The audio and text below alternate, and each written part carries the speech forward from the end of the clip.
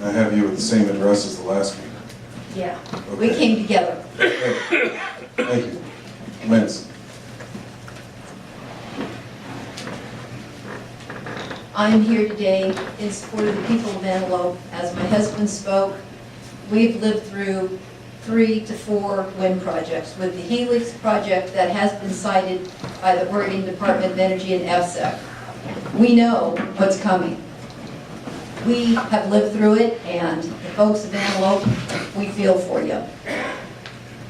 My testimony is in regards to Exhibit X, which is noise that has been presented to the Oregon Department of Energy by the applicant. Page 1 of Exhibit X, X1, quote, "Given the similarity in turbine rotor dimensions, the applicant anticipates that the turbine layout will be the same for both the 1.6 and the 2.4 megawatt turbine," end quote. Quote, "The applicant seeks flexibility with regard to turbine selection within a range of generator sizes," end quote. My response, and my responses will be directed to EFSEC, which is too bad that they couldn't be here because they are the decision-making body and they should be here. They deserve, these folks of Antelope deserve this. And this was a real big oversight on the Department of Energy's process. And so I would like to make note of that. My response, the applicant must prove that these statements are indeed correct. The department must confirm the applicant's statements are correct. Height and megawatt difference can and do cause more or less noise. How can the noise modeling maps be accurate? An example that clearly illustrates this point is Iberdrola's Hardscrabble Wind Project in Upper State, New York. Iberdrola presented their noise study based on projections for 1.5 SLE 389-foot tall turbines. It was approved. They subsequently changed turbines and built the Hardscrabble project with Gamesa G90 476-foot turbines. The state of New York requires noise compliance for wind projects to not exceed 50 dBA. When Hardscrabble turbines went into operation, numerous complaints from neighbors to the project began. Iberdrola was instructed to conduct another noise study. By their own study, the turbine noise was 72 dBA, over 20 dBA out of compliance. Iberdrola, CH2M Hill, and noise engineer Mark Bastash are currently being sued by 60 residents for the fraud they perpetrated on the community. EFSEC must hold the applicants accountable for their claims in turbine and generator noise compliance before they issue a site certificate. New York State legal summons and complaint document will be added to the record for this testimony. That is document 2. Exhibit X, page 1, X2, quote, "This exhibit provides a baseline noise assessment consistent with the requirements of OAR 345-021-00101X to demonstrate that the applicant has a reasonable likelihood of designing and operating the facility in compliance with the Oregon Department of Environmental Quality, the DEQ noise control standards in OAR 340-035-0035, end quote." My response to EFSEC, surety, not reasonable likelihood, must be provided that the applicant will be in compliance. Reasonable likelihood does not convey any assurance of compliance for the residents that will be affected by the Brush Canyon Wind Project. Concerns for public health and safety standards must be a surety.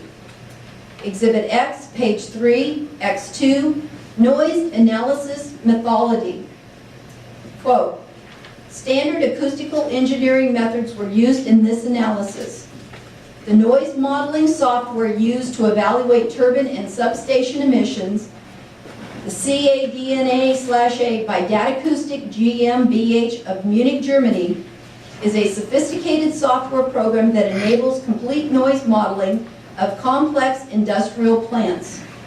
The sound propagation factors used in the model have been adopted from International Organization for Standardization, ISO 9613 1993.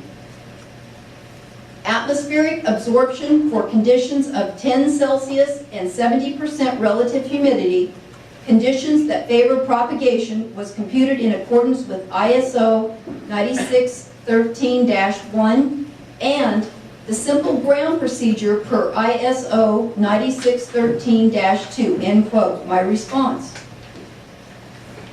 ISO 9613 is empirical model derived from noise sources that are near ground, non-wind related, and without turbulent wake. I will read from document 1, which is entitled, and it's just a simple little couple of paragraphs. It's called The Lie Behind Wind Turbine Noise Models.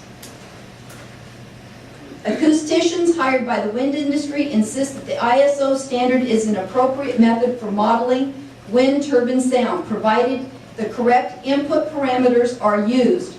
But what they do not admit is that the ISO 9613-2 standard, on which the CADNA/A is based, was never validated for wind turbine noise. In fact, the standard is mainly applicable to situations concerning road or rail traffic, industrial noise sources, construction activities, and many ground-based noise sources. It does not apply to sound from aircraft in flight, to blast waves from mining, military, or other similar operations. And it was not designed to predict turbine noise. The ISO standards limits use of its methods to noise sources that are close to the ground, approximately 30 meters difference between the source and receiver height, and within 1 kilometer of the receiving location. A wind turbine with a hub height of plus 80 meters exceeds the ISO height limit by 50 meters. Meteorological conditions that are also limited to wind speeds of approximately 1 meter per second and 5 meters per second when measured at the height of 3 meters to 11 meters above the ground. Only when all of these constraints are met by the situation being modeled can the predicted noise levels be assumed to be accurate within a plus or minus dBA range. The constraints placed on the ISO standards having to do with wind speed, direction, and weather conditions indicate just how limited the models are for anything other than simple weather conditions, not the types of conditions that the wind turbines need to operate. Heinrich A. Metzen of Datacoustic GmbH, maker of the CADNA/A, confirmed this fact in an email where he stated, quote, "Long-range propagation, including atmospheric refraction, is not part of the standard used for normal standard noise calculations. It is known that atmospheric refraction may cause sound to be refracted downwards again and contributing strongly to the level at long distances. Atmosphere in the standards existing is just homogeneous above height," end quote. Since there are no accepted algorithms to predict these refractions, sound propagation models cannot evaluate conditions that are vertical or horizontal turbulence, even though we know they add significant sound at the receiving location when present. As a result, predicted noise sound levels are understated. I would also like to enter into the record document 3, which is Bad Science Behind Wind Turbine Noise Guidelines, and document 4, Neglect of Wind Shear in Assessing Long-Range Propagation of Wind Turbine Noise. And I also would like to add into the record document 5.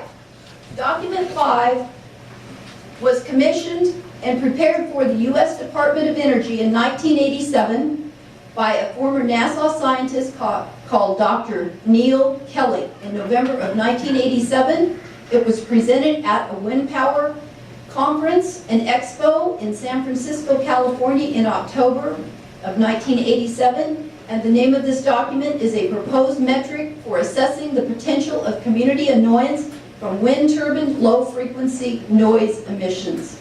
This